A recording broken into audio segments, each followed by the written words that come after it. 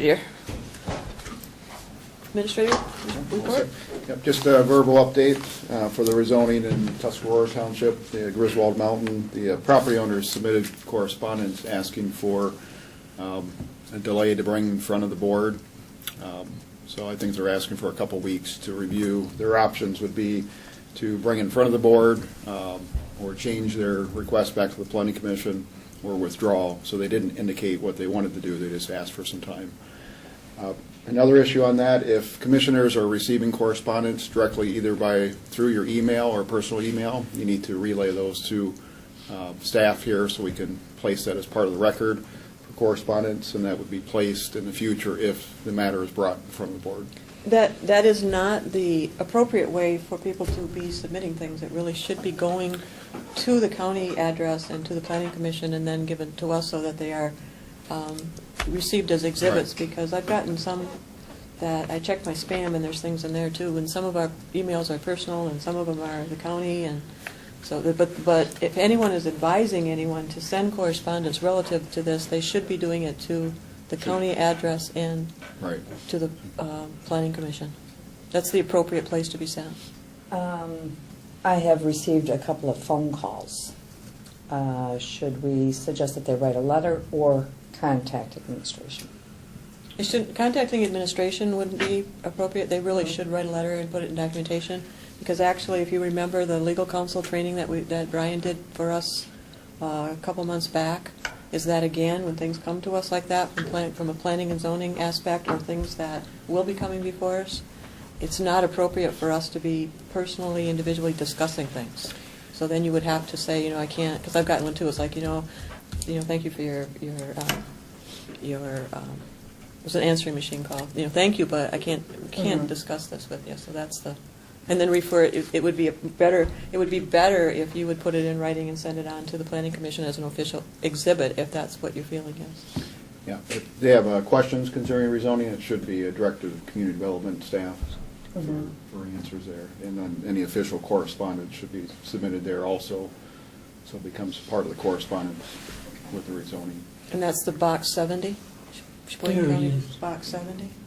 So buddy. You know that last collar that Dale was talking about? For the Yeah, the shock collar. I have one of those too, John. Yeah. I got an extra one somewhere. So then we do not know when this is going to come before us? Not at this time. For the rezoning? Right. In a couple of weeks, if we don't hear communication back, then we'll communicate with the property owner and ask what their status is. Okay.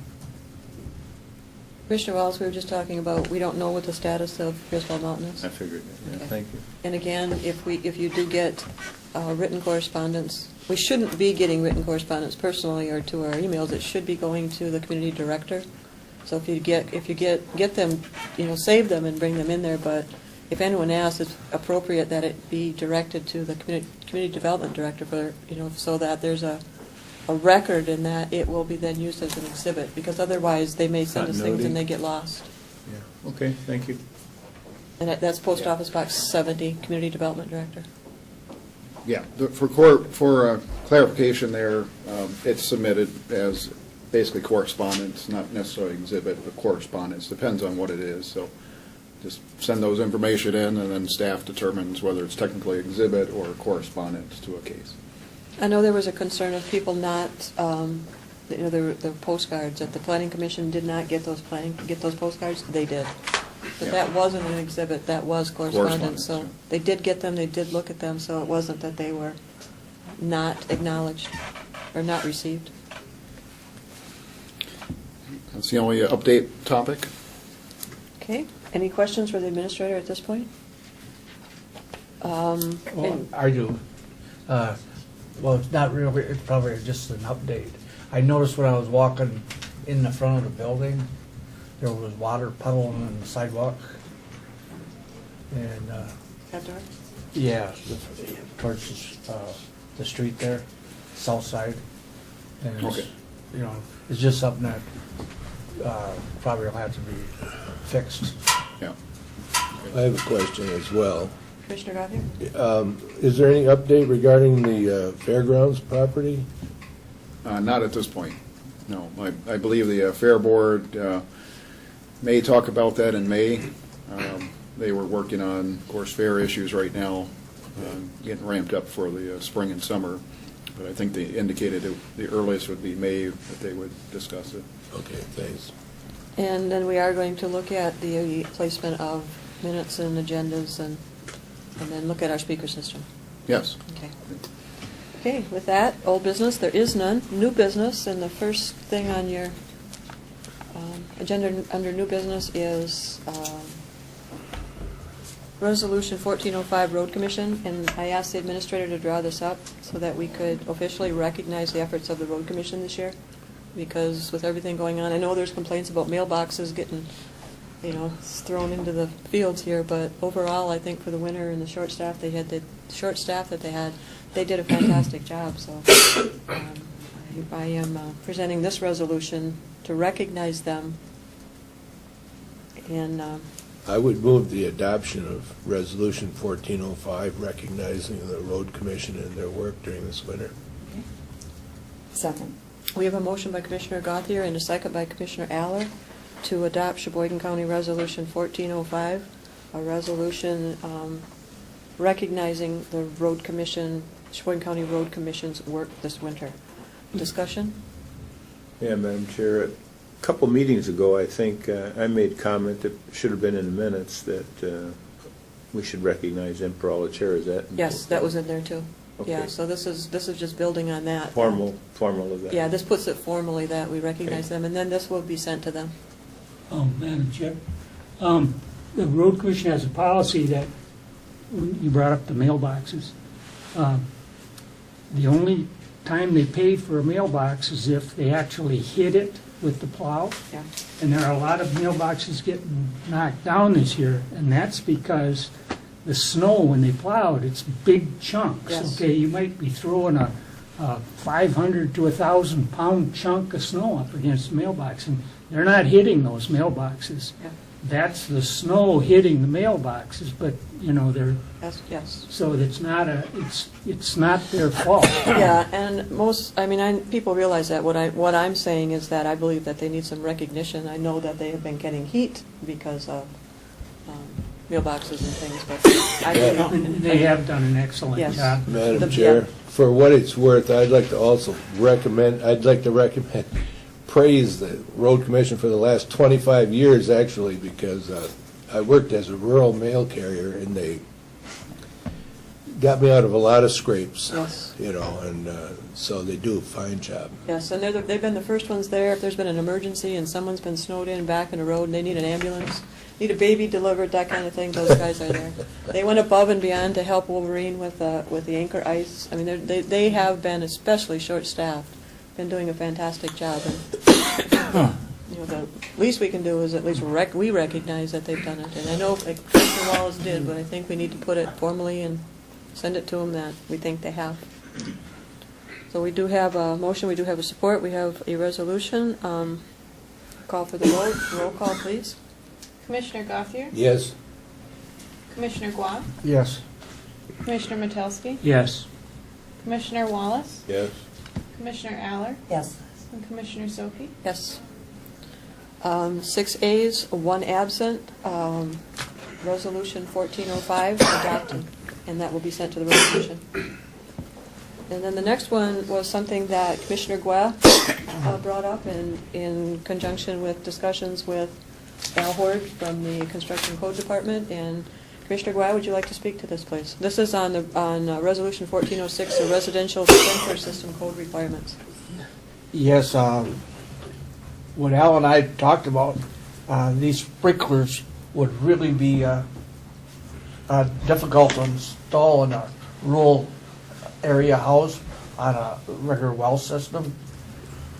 And, you'd have to have a large storage tank, and then soon the power went out, you couldn't, it wouldn't work anyways. And, but as far as the sprinkler system itself, it's very expensive to put one in a residential house, even if you are on municipal water. I don't know if you could just eliminate it for the rural area or I kinda like the way this is written up and not have it at all. And this was drawn up with the administrator and With Al? Al too, so that we could Yeah. make a stand on this actually. It also would affect possibility of causing an issue with freezing pipes in this area as well.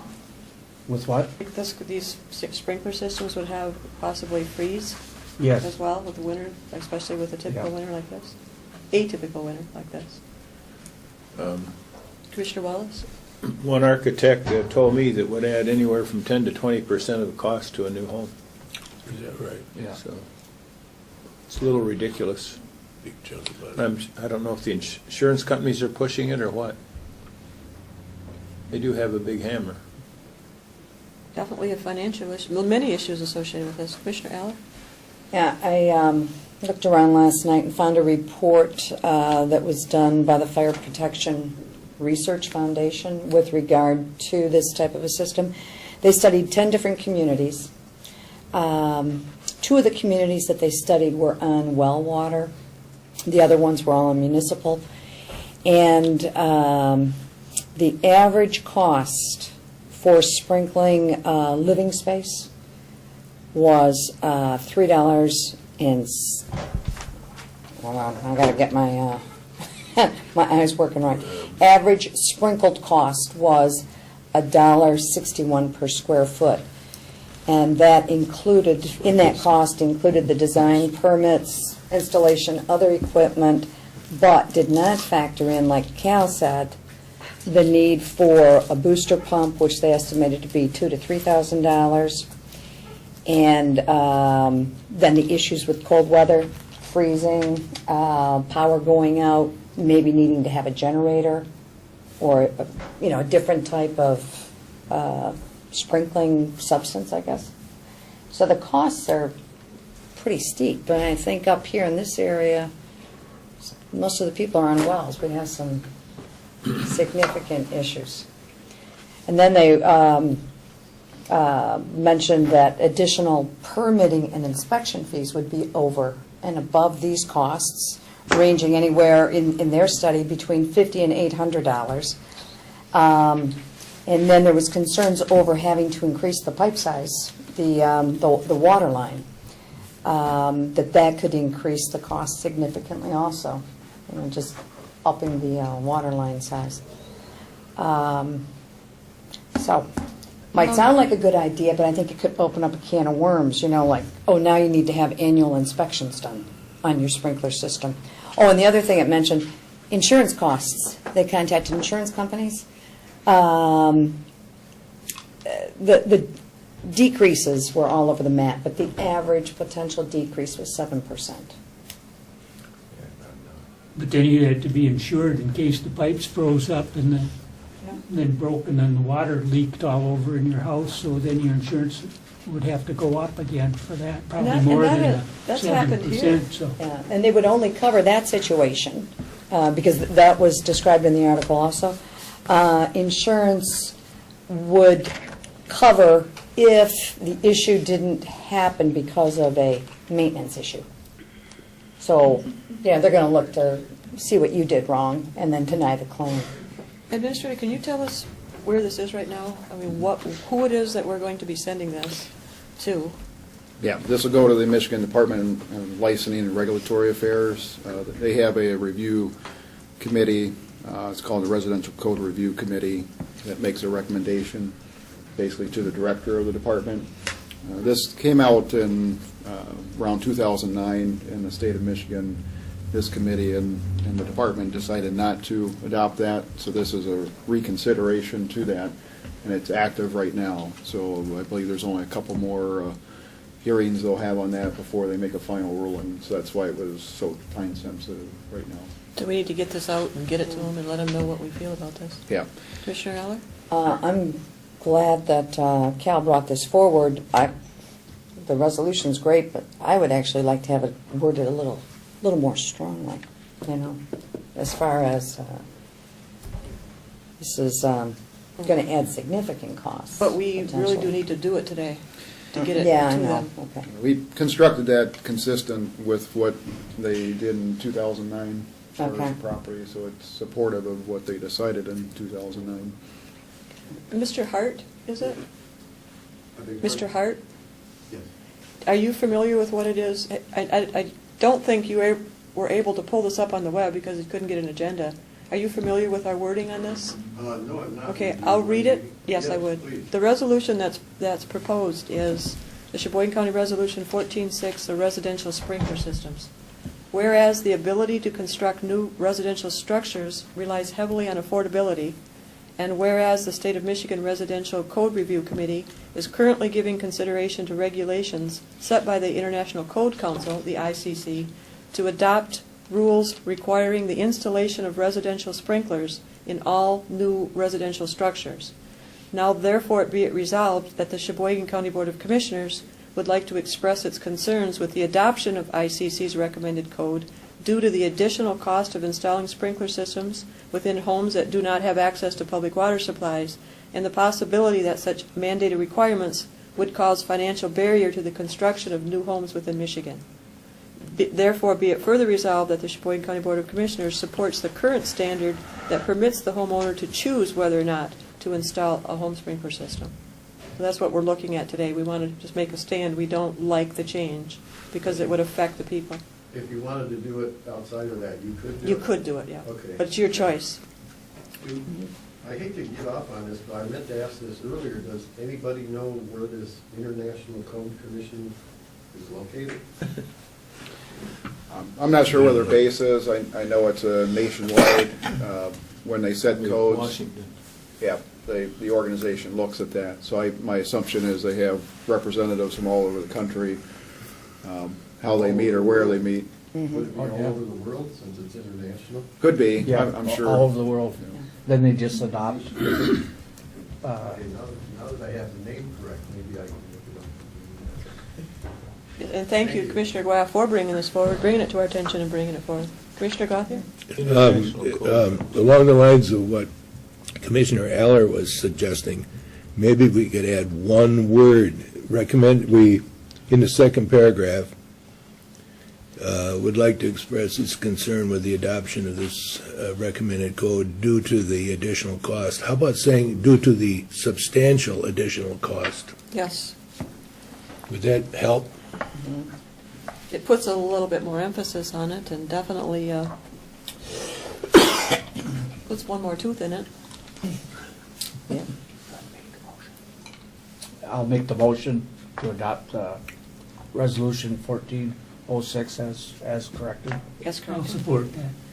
We have a motion by Commissioner Guan and a second by Commissioner Metelsky to adopt Cheboygan County Resolution 1406 relative to residential sprinkler systems with the one-word change. Is there any further discussion? Roll call vote, please. Commissioner Gua, Yes. Commissioner Metelsky, Yes, Commissioner Wallace, Yes. Commissioner Aller, Yes. Commissioner Soki, Yes. and Commissioner Gothier. Yes. 6 ayes, 1 absent. Sheboygan County Resolution 1406 adopted. Brings us down to the MISTA CDBG budget amendment, and this would be the administrator. Yep, I know. Yeah, he's in Gaylord for housing training, so we'll cover this one. Our original grant application for housing did not indicate emergency repair amount. At the time we submitted that, the state indicated that that wasn't the proper column to put in. Last week, we were notified that we did need to amend that column in order to do our first emergency repair. So this is amendment. Doesn't change the overall amount of our budget, but just simply places $20,000 in that particular line item. So our recommendation was to approve the budget amendment to MISTA CDBG grant and authorize chairperson to permit staff to submit online amendment. As we continually get involved in this housing program that we have taken in-house and put Steve in charge of, there will be many changes like this as we adopt to government, federal regulations requiring it, and the money, the budgeted money from the federal government that changes periodically. So these will be probably common. Right. Does this have practical application? I mean, for example, somebody needs emergency repair, does it facilitate getting it approved more quickly? Well, it's required that we amend it to place it in that particular line item. But it doesn't really have any effect in any practical matter. It doesn't change what we already have, I mean, as far as applicants that can come forward for it. Okay. Just simply as accounting. Okay. Make a motion to approve the budget amendment to MISTA CDBG grant number MSC 2012-0730 MOA, and authorize the chair to permit staff to submit online amendment. I'll support. We have a motion by Commissioner Eller and a second by Commissioner Glad to approve the budget adjustment for the Mishta CDBG grant number MSC-2012-0730-MOA, and authorize the chairperson to permit staff to submit the online amendment. Any further discussion on this? All those in favor? Aye. Any opposed? Motion carried. Amendment approved. Brings us down to board member comment. Is there anyone in the board member that wishes to bring anything forward at this time? None? Number 11. You're up, John. Number 11. Number 11, John. Number To 11. me to adjourn? Yeah. Yeah. The punishment for being late. We getting need back a, from we break. need a Second. second. We have a motion by Commissioner Wallace to adjourn this meeting to the call of the chair. Motion by Commissioner Wallace, second by Commissioner Aller to Deer in adjourn the this meeting to the headlights. call of the chair. We understand, John. All those in favor? Aye. Any opposed? Motion carried. Meeting adjourned. Thank you, everyone, for coming. Before you get away, thank you all for your attendance and your sympathy and your prayers and your cards. It's wonderful for Mary, so. You're we'll welcome. tribute to her. Yeah, you're definitely welcome. Special person, for sure. And- Another- He had to be with me. One other quick thing here, there's